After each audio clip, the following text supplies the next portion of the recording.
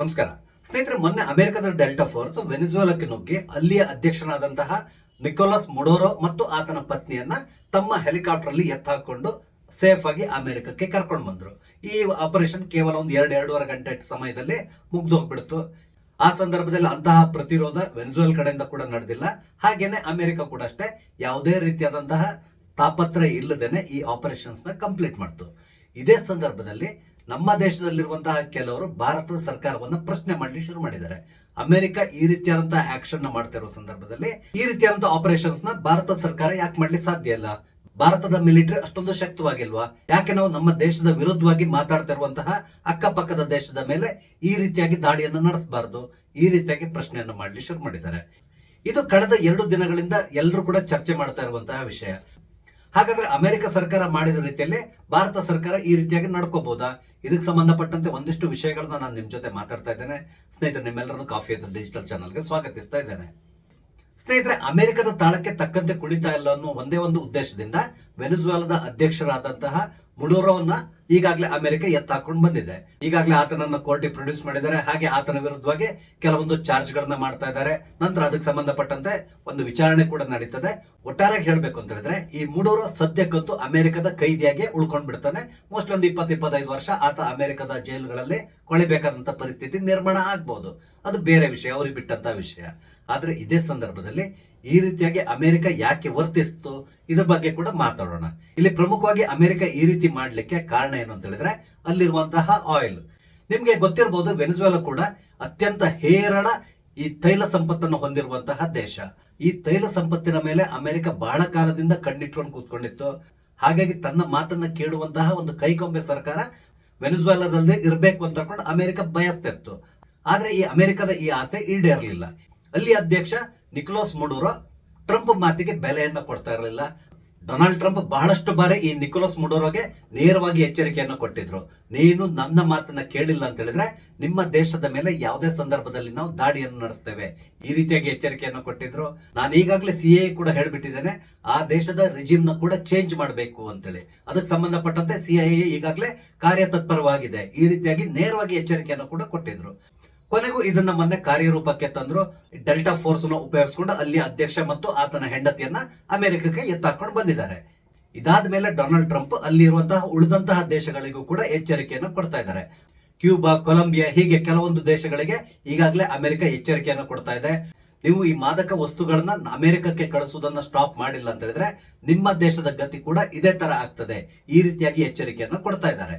ಅದೇ ರೀತಿಯಲ್ಲಿ ಅಮೆರಿಕದ ಅಧ್ಯಕ್ಷ ಇನ್ನೊಂದು ಮಾತನ್ನ ಹೇಳಿದ್ರು, ವೆನಿಜುವೆಲಾನ ಸದ್ಯಕ್ಕೆ ನಾವೇ ಕಂಟ್ರೋಲ್ ಮಾಡ್ತಾ ಇರ್ತೇವೆ, ಆ ದೇಶವನ್ನ ನಾವೇ ಆಳ್ತೇವೆ, ಸೂಕ್ತವಾದ ಸಮಯದಲ್ಲಿ ಅಲ್ಲಿ ಬೇರೆ ಅಧ್ಯಕ್ಷನನ್ನ ಆಯ್ಕೆ ಮಾಡಲಾಗ್ತದೆ, ಈ ರೀತಿಯಾಗಿ ಹೇಳುವ ಮುಖಾಂತರ ಆ ದೇಶವನ್ನ ನಮ್ಮ ಕಂಟ್ರೋಲ್ ನಲ್ಲೇ ನಾವು ಇಟ್ಕೊಂಡಿರ್ತೇವೆ, ಹಾಗೇನೆ ಆ ದೇಶದಲ್ಲಿರುವಂತಹ ತೈಲ ಸಂಪತ್ತನ್ನ ನಾವು ಲೂಟಿ ಹೊಡಿತೇವೆ, ಈ ರೀತಿಯಾಗಿ ನೇರವಾಗಿ ಡೊನಾಲ್ಡ್ ಟ್ರಂಪ್ ಹೇಳ್ಕೊಂಡಿದ್ದಾರೆ. ಆದ್ರೆ ಸದ್ಯಕ್ಕೆ ಸುಪ್ರೀಂ ಕೋರ್ಟ್ ಈತನ ಮಾತಿಗೆ ಸೊಪ್ಪು ಹಾಕಿಲ್ಲ. ಈಗಾಗಲೇ ಅಲ್ಲಿ ಉಪಾಧ್ಯಕ್ಷೆ ಆಗಿರುವಂತಹ ಡೆಲ್ಸಿ ರೋಡ್ರಿಗಸ್ ನ ಹಂಗಾಮಿ ಅಧ್ಯಕ್ಷೆಯಾಗಿ ನೇಮಕ ಮಾಡಿದೆ. ಆದ್ರೆ ಮುಂದಿನ ದಿನಗಳಲ್ಲಿ ಈ 2 ದೇಶಗಳ ನಡುವೆ ಯಾವ ರೀತಿಯಾದಂತಹ ಸಂಬಂಧ ಏರ್ಪಡ್ತದೆ ಎಲ್ಲದಕ್ಕೂ ನಾವು ಕಾದ್ ನೋಡ್ಬೇಕಾಗಿದೆ. ಇದೇ ಸಂದರ್ಭದಲ್ಲಿ ಭಾರತದಲ್ಲಿರುವಂತಹ ಕೆಲವರು ಮಾತಾಡಲಿ ಶುರು ಮಾಡಿದ್ದಾರೆ. ನಮ್ಮ ದೇಶಕ್ಕೂ ಕೂಡ ಈಗ ಒಂದು ಉತ್ತಮವಾದಂತಹ ಅವಕಾಶ ಸಿಗ್ತಾ ಇದೆ. ನಮ್ಮ ಅಕ್ಕಪಕ್ಕದ ದೇಶಗಳು ನಮ್ಮ ದೇಶದಲ್ಲಿ ಬಹಳಷ್ಟು ಸಮಸ್ಯೆಗಳನ್ನು ಉಂಟು ಮಾಡ್ತಾ ಇದೆ. ಅಂದ್ರೆ ಪ್ರಮುಖವಾಗಿ ಪಾಕಿಸ್ತಾನ ಇರ್ಬೋದು ಅಥವಾ ಬಾಂಗ್ಲಾದೇಶ ಇರ್ಬೋದು, ಇವರು ನಮ್ಮ ದೇಶದೊಳಗಡೆ ಉಗ್ರರನ್ನ ನುಗ್ಗಿಸ್ಲಿಕ್ಕೆ ಪ್ರಯತ್ನಿಸ್ತಾ ಇದ್ದಾರೆ. ಹಾಗೇನೆ ನಮ್ಮ ದೇಶದ ವಿರುದ್ಧವಾಗಿ ಕಾಲ್ ಕೆರೆದು ಜಗಳಕ್ಕೆ ನಿಂತಿರುವಂತಹ ದೇಶಗಳು. ಆದ್ರಿಂದ ನಾವು ಯಾಕೆ ಈ ರೀತಿಯಾದಂತೆ ಮಿಲಿಟರಿ ಕಾರ್ಯಾಚರಣೆಯನ್ನ ಆ ದೇಶಗಳ ಮೇಲೆ ಮಾಡಬಾರದು?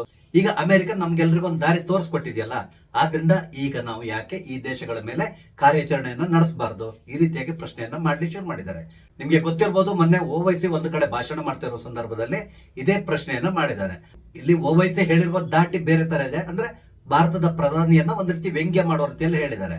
ಅವ್ರು ಏನ್ ಹೇಳ್ತಾ ಇದ್ದಾರೆ ಅಂತ ಹೇಳಿದ್ರೆ, ಭಾರತ ಯಾಕೆ ಪಾಕಿಸ್ತಾನಕ್ಕೆ ನುಗ್ಗಿ ಅಲ್ಲಿರುವಂತಹ ಉಗ್ರನಾದಂತಹ ಈ ಅಜರ್ ಮಸೂದನ್ನ ಎತ್ತ ಹಾಕೊಂಡು ಬರಬಾರದು, ಈ ರೀತಿಯಾಗಿ ಪ್ರಶ್ನೆಯನ್ನ ಮಾಡಿದ್ದಾರೆ. 56 ಇಂಚು ಎದೆಯನ್ನು ಹೊಂದಿರುವಂತಹ ನರೇಂದ್ರ ಮೋದಿ ಅವರಿಗೆ ಈ ತಾಕತ್ತಿಲ್ವಾ? ಈ ರೀತಿಯಾಗಿ ಪ್ರಶ್ನೆಯನ್ನ ಮಾಡಿದ್ದಾರೆ. ಇಲ್ಲಿ ನಾವು ಪಾಕಿಸ್ತಾನವನ್ನು ಕಂಪೇರ್ ಮಾಡೋದಾದ್ರೆ ನಮ್ಮ ದೇಶ ಅತ್ಯಂತ ಬಲಿಷ್ಠವಾಗಿದೆ. ಪಾಕಿಸ್ತಾನಿ ಸೇನೆ ಅನ್ನೋದು ನಮಗೆ ಲೆಕ್ಕಕ್ಕಿಲ್ಲ. ಆ ರೀತಿಯಾದಂತಹ ಸೇನೆಯನ್ನ ನಾವು ಹೊಂದಿದ್ದೇವೆ. ಅದರ ಕ್ಷಮತೆ ಏನು ಅನ್ನೋದು ಮೊನ್ನೆ ಅಷ್ಟೇ ಆಪರೇಷನ್ ಸಿಂಧೂರದ ಸಂದರ್ಭದಲ್ಲಿ ಜಗಜ್ಜಾಹೀರಾಗಿದೆ. ಆದ್ರೆ ಪಾಕಿಸ್ತಾನವನ್ನು ನಾವು ವೆನೆಜುವೆಲಾದ ಜೊತೆಗೆ ಕಂಪೇರ್ ಮಾಡ್ಲಿಕ್ಕೆ ಸಾಧ್ಯ ಇಲ್ಲ. ಕಾರಣ ಏನು ಅಂತ ಹೇಳಿದ್ರೆ, ಈ ವೆನೆಜುವೆಲಾ ಇದೆಯಲ್ಲ, ಅದು ಅತ್ಯಂತ ವೀಕ್ ಮಿಲಿಟರಿಯನ್ನು ಹೊಂದಿರುವಂತಹ ದೇಶ. ಹಾಗಾಗಿ ಇಲ್ಲಿ ಅಮೆರಿಕ ಅತ್ಯಂತ ಸುಲಭವಾಗಿ ಕೇವಲ 2-2.5 ಗಂಟೆಯಲ್ಲಿ ಎಲ್ಲಾ ರೀತಿಯಾದಂತಹ ಆಪರೇಷನ್ಸ್ ನ ಕಂಪ್ಲೀಟ್ ಮಾಡಿಕೊಂಡು ಅಲ್ಲಿ ಅಧ್ಯಕ್ಷನನ್ನ ಎತ್ತಾಕೊಂಡು ಬಂದಿದ್ದಾರೆ. ಆದ್ರೆ ಭಾರತ ಪಾಕಿಸ್ತಾನದ ಮೇಲೆ ಆ ರೀತಿಯಾದಂತಹ ದಾಳಿ ನಡೆಸಲಿಕ್ಕೆ ಸಾಧ್ಯ ಇಲ್ಲ. ಕಾರಣ ಏನು ಅಂತ ಹೇಳಿದ್ರೆ, ಅವರು ಒಂದು ಉತ್ತಮವಾದಂತಹ ಮಿಲಿಟರಿ ಶಕ್ತಿಯನ್ನು ಹೊಂದಿದ್ದಾರೆ. ಹಾಗೇನೆ ಆ ದೇಶ ಭಾರತದ ಮೇಲೆ ಕಣ್ಣಿಟ್ಕೊಂಡು ಕೂತ್ಕೊಂಡಿರ್ತಾರೆ. ಆದ್ರಿಂದ ಆ ರೀತಿಯಾದಂತಹ ಆಪರೇಷನ್ಸ್ ನ ಮಾಡ್ಲಿಕ್ಕೆ ಸಾಧ್ಯ ಇಲ್ಲ. ಇದನ್ನ ಕೂಡ ನಾವು ಅರ್ಥ ಮಾಡ್ಕೋಬೇಕು. ಬೇಕಿದ್ರೆ ಭಾರತ ಒಂದು ಕೆಲಸವನ್ನ ಮಾಡಬಹುದು. ಈ ಅಜರ್ ಮಸೂದ್ ಇರಬಹುದು, ಅಥವಾ ನಮ್ಗೆ ಬೇಕಾಗಿರುವಂತಹ ಉಳಿದಂತಹ ಹಲವಾರು ಉಗ್ರರಿರ್ಬೋದು, ಅದ್ರ ಜೊತೆಯಲ್ಲಿ ಈ ದಾವೂದ್ ಇಬ್ರಾಹಿಂ ಕೂಡ ಇರ್ಬೋದು. ಅವ್ರು ಎಲ್ಲಿದ್ದಾರೆ ಅನ್ನುವ ನಿಖರ ಮಾಹಿತಿಯನ್ನ ಪಡ್ಕೊಂಡು ಭಾರತದಲ್ಲೇ ಕೂತ್ಕೊಂಡು ಕ್ಷಿಪಣಿ ದಾಳಿಯ ಮುಖಾಂತರ ಅವ್ರನ್ನ ಸಂಪೂರ್ಣವಾಗಿ ನಾಶ ಮಾಡಿಬಿಡ್ಬೋದು. ಇದು ಕಷ್ಟದ ಕೆಲಸ ಅಲ್ಲ. ಮೊನ್ನೆ ಆಪರೇಷನ್ ಸಿಂಧೂರದ ಸಂದರ್ಭದಲ್ಲಿ ಇದನ್ನ ಭಾರತ ಪ್ರೂವ್ ಮಾಡಿ ತೋರಿಸಿದೆ. ಅತ್ಯಂತ ಕರಾರುವಕ್ಕಾದಂತಹ ದಾಳಿಯನ್ನ ಭಾರತ ನಡೆಸಿದೆ. ಈ ದಾಳಿಯಿಂದಾಗಿ ಇಡೀ ವಿಶ್ವವೇ ಈಗ ಭಾರತದ ಕಡೆ ನೋಡುವಂತಹ ಪರಿಸ್ಥಿತಿ ನಿರ್ಮಾಣ ಆಗಿದೆ. ಅಂದ್ರೆ ಅಷ್ಟೊಂದು ಕರಾರುವಕ್ಕಾದಂತಹ ದಾಳಿಯನ್ನ ಭಾರತ ನಡೆಸಿದೆ. ಆದರೆ ಈ ಓವೈಸಿ ಹೇಳುವ ರೀತಿಯಲ್ಲಿ ಪಾಕಿಸ್ತಾನಕ್ಕೆ ನುಗ್ಗಿ ಆತನನ್ನ ಜೀವಂತವಾಗಿ ಹಿಡ್ಕೊಂಡು ಬರ್ಲಿಕ್ಕೆ ಸಾಧ್ಯ ಇಲ್ಲ. ಕಾರಣ ಏನು ಅಂತ ಹೇಳಿದ್ರೆ, ವೆನೆಜುವೆಲಾದಲ್ಲಿ ಯಾವುದೇ ರೀತಿಯಂತ ರಿಟಾಲಿಯೇಟ್ ಮಾಡಿಲ್ಲ. ಆದ್ರೆ ಪಾಕಿಸ್ತಾನಿ ಸೇನೆ ಖಂಡಿತವಾಗಿ ರಿಟಾಲಿಯೇಟ್ ಮಾಡ್ತದೆ. ಆಗ ನಮ್ಗೆ ಖಂಡಿತವಾಗಿ ಬಹಳಷ್ಟು ನಷ್ಟ ಉಂಟಾಗ್ತದೆ. ಆದ್ರೆ ಅದರ ಬದಲಿಗೆ ಆಪರೇಷನ್ ಸಿಂಧೂರದ ಸಂದರ್ಭದಲ್ಲಿ ನಡೆಸಿರುವಂತಹ ಕಾರ್ಯಾಚರಣೆಯನ್ನ ಖಂಡಿತವಾಗಿ ಭಾರತ ಮುಂದಿನ ದಿನಗಳಲ್ಲಿ ನಡೆಸಬಹುದು. ಆ ರೀತಿಯಾದಂತಹ ಆಪರೇಷನ್ಸ್ ನಡೆಸಲಿಕ್ಕೂ ಕೂಡ ಈಗಾಗಲೇ ಸರ್ಕಾರ ಕ್ರಮ ಕೈಗೊಂಡಿರ್ಬೋದು. ಅದು ನಮ್ಗೆ ಗೊತ್ತಿಲ್ಲ. ಯಾಕಂದ್ರೆ ಯಾವುದನ್ನು ಕೂಡ ಹೇಳಿ ಮಾಡುವಂತಹದ್ದಲ್ಲ. ಇದೇನಿದ್ರು ಸೀಕ್ರೆಟ್ ಆಗಿ ನಡೆಯುವಂತಹ ಆಪರೇಷನ್ಸ್. ಇದ್ರ ಜೊತೆಗೆ ಅಲ್ಲೊಂದಿಷ್ಟು ಅಜ್ಞಾತ ಬಂದೂಕುದಾರಿಗಳಿದ್ದಾರೆ. ಅವರು ಈಗಾಗಲೇ ಕಾರ್ಯತತ್ಪರರಾಗಿದ್ದಾರೆ. ನಿಮ್ಗೆ ಗೊತ್ತಿದೆ, ಕಳೆದ 1-2 ವರ್ಷಗಳಲ್ಲಿ ಎಷ್ಟು ಜನರನ್ನ ಊರ್ ಯಾತ್ರೆ ಕಳಿಸ್ಕೊಟ್ಟಿದ್ದಾರೆ ನಿಮ್ಗೆ ಗೊತ್ತಿದೆ. ಅಂದ್ರೆ ಅವರು ಕೂಡ ಮುಂದಿನ ದಿನಗಳಲ್ಲಿ ಈ ಅಜರ್ ಮಸೂದ್ ಇರ್ಬೋದು, ಅಥವಾ ಬೇರೆ ಕೆಲವು ಭಯೋತ್ಪಾದಕರೆಲ್ಲ ಇದ್ದಾರಲ್ಲ, ಅವ್ರನ್ನ ಕೂಡ ಊರ್ ಯಾತ್ರೆ ಕಳಿಸುವಂತ ಸಾಧ್ಯತೆ ಇರ್ತದೆ. ಅಮೆರಿಕ ವೆನೆಜುವೆಲಾದ ಮೇಲೆ ದಾಳಿ ಮಾಡೋದಕ್ಕಿಂತ ಮೊದಲು ಬಹಳಷ್ಟು ವರ್ಕೌಟ್ ಅನ್ನು ಮಾಡ್ಕೊಂಡಿರ್ತಾರೆ. ಅಲ್ಲಿಯ ಸೇನೆ ಯಾವುದೇ ರೀತಿಯಾದಂತಹ ಪ್ರತಿರೋಧವನ್ನ ತೋರದೇ ಇರೋದನ್ನ ಗಮನಿಸಿದ್ರೆ ಒಂದೊಂದು ಕ್ಲಿಯರ್ ಆಗ್ತದೆ. ಅಲ್ಲಿಯ ಸೇನಾಧಿಕಾರಿಗಳನ್ನ ಈ ಮೊದಲೇ CIA ಅವರು ದುಡ್ಡು ಕೊಟ್ಟೋ ಇನ್ನೊಂದು ಮಾಡಿ ಅಥವಾ ಬೆದರಿಸಿ ಏನೋ ಮಾಡಿ ಅವ್ರನ್ನ ಸುಮ್ಮನೆ ಕೂರಿಸ್ಬಿಟ್ಟಿದ್ರು. ಹಾಗಾಗಿ ಅಲ್ಲಿಯ ಸೇನೆ ಯಾವುದೇ ರೀತಿಯಾದಂತಹ ಪ್ರತಿರೋಧವನ್ನ ತೋರಲಿಲ್ಲ. ಆದ್ರಿಂದ ಇಲ್ಲಿ ಅಮೆರಿಕ ತುಂಬಾ ಸುಲಭವಾಗಿ ಆ ಅಧ್ಯಕ್ಷನನ್ನ ತನ್ನ ಹೆಲಿಕಾಪ್ಟರ್ ಅಲ್ಲಿ ಕೂರಿಸ್ಕೊಂಡು ಅಮೆರಿಕಕ್ಕೆ ಕರ್ಕೊಂಡು ಬಂದಿದೆ. ಆದ್ರೆ ಅಮೆರಿಕ ಇದೇ ರೀತಿಯಾದಂತಹ ಒಂದು ಆಪರೇಷನ್ಸ್ ನ ಇರಾನ್ ಮೇಲೆ ಮಾಡಬಹುದಾ? ಖಂಡಿತವಾಗಿ ಮಾಡ್ಲಿಕ್ಕೆ ಸಾಧ್ಯ ಇಲ್ಲ. ಕಾರಣ ಏನು ಅಂತ ಹೇಳಿದ್ರೆ, ಇರಾನ್ ಮೇಲೆ ಒಂದ್ ವೇಳೆ ಈ ರೀತಿಯಾಗಿ ದಾಳಿಯನ್ನು ನಡೆಸಲಿಕ್ಕೆ ಪ್ರಯತ್ನ ಪಟ್ರೆ ಅಮೆರಿಕ ಅದಕ್ಕೆ ಬಹುದೊಡ್ಡ ಬೆಲೆಯನ್ನು ತೆರಬೇಕಾಗಿ ಬರ್ತದೆ. ಇರಾನ್ ಸೇನೆ ಖಂಡಿತವಾಗಿ ಪ್ರತ್ಯುತ್ತರವನ್ನು ಕೊಡ್ತದೆ. ನಾನು ಈ ಮಾತನ್ನು ಯಾಕೆ ಹೇಳ್ತಾ ಇದ್ದೇನೆ ಅಂತ ಹೇಳಿದ್ರೆ, ಬಹಳಷ್ಟು ಜನ ಮಾತಾಡ್ತಾ ಇದ್ದಾರೆ ಟ್ರಂಪಿನ ಮುಂದಿನ ಗುರಿ ಇರಾನ್ನ ಕಮೇನಿ ಇರ್ಬೋದು ಅಥವಾ ಅಲ್ಲಿ ಅಧ್ಯಕ್ಷ ಇರ್ಬೋದು, ಆತನನ್ನ ಇದೇ ರೀತಿಯಾಗಿ ಅಮೆರಿಕ ಎತ್ತಾಕೊಂಡು ಹೋಗ್ಬಹುದು, ಈ ರೀತಿಯಾಗಿ ಮಾತಾಡ್ತಾ ಇದ್ದಾರೆ. ಖಂಡಿತವಾಗಿ ಆ ರೀತಿ ಮಾಡ್ಲಿಕ್ಕೆ ಸಾಧ್ಯ ಇಲ್ಲ.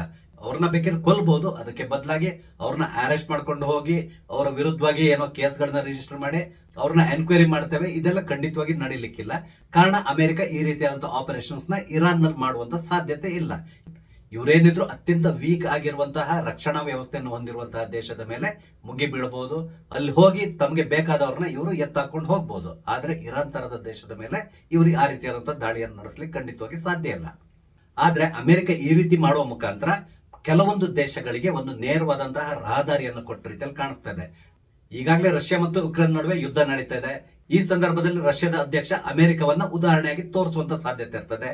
ಅದೇ ರೀತಿಯಲ್ಲಿ ಯಾವ್ದಾದ್ರು ಒಂದು ದೇಶಕ್ಕೆ ಅಕ್ಕಪಕ್ಕದ ದೇಶಗಳು ತುಂಬಾ ತೊಂದರೆ ಕೊಡ್ತಾ ಇದ್ರೆ ಅಂತ ದೇಶದ ಮೇಲೆ ಮುಂದಿನ ದಿನಗಳಲ್ಲಿ ಈ ರೀತಿಯಾದ ದಾಳಿಯನ್ನು ನಡೆಸಲಿಕ್ಕೆ ಅಮೆರಿಕವೇ ದಾರಿ ಮಾಡಿಕೊಟ್ಟ ರೀತಿಯಲ್ಲಿ ಕಾಣಿಸ್ತಾ ಇದೆ.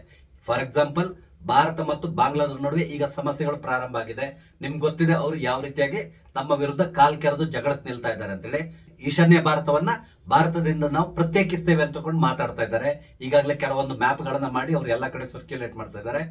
ಇದೆಲ್ಲದೂ ನೋಡಿದಾಗ ಒಂದೊಂದು ಗೊತ್ತಾಗ್ತದೆ, ನಮ್ಮನ್ನು ಅವರು ಪ್ರಚೋದನೆ ಮಾಡ್ತಾ ಇದ್ದಾರೆ. ಹಾಗಾಗಿ ಭಾರತ ಮುಂದಿನ ದಿನಗಳಲ್ಲಿ ಬಾಂಗ್ಲಾದೇಶದ ಮೇಲೆ ಏನಾದ್ರೂ ಆಕ್ಷನ್ ತಗೊಳ್ಳೋದಾದ್ರೆ ಅದಕ್ಕೆ ನಾವು ಉದಾಹರಣೆಯಾಗಿ ಅಮೆರಿಕವನ್ನು ಕೊಡಬಹುದು.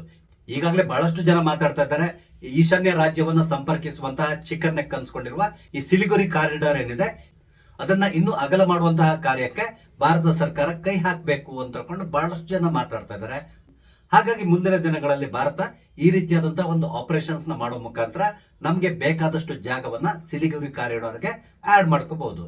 ಆದ್ರೆ ಅದಕ್ಕೂ ಕೂಡ ಕಾಲ ಕೂಡಿ ಬರ್ಬೇಕು. ಅಲ್ಲಿವರೆಗೆ ನಾವು ತಾಳ್ಮೆಯಿಂದ ಕಾಯ್ಬೇಕಾಗಿ ಬರ್ತದೆ.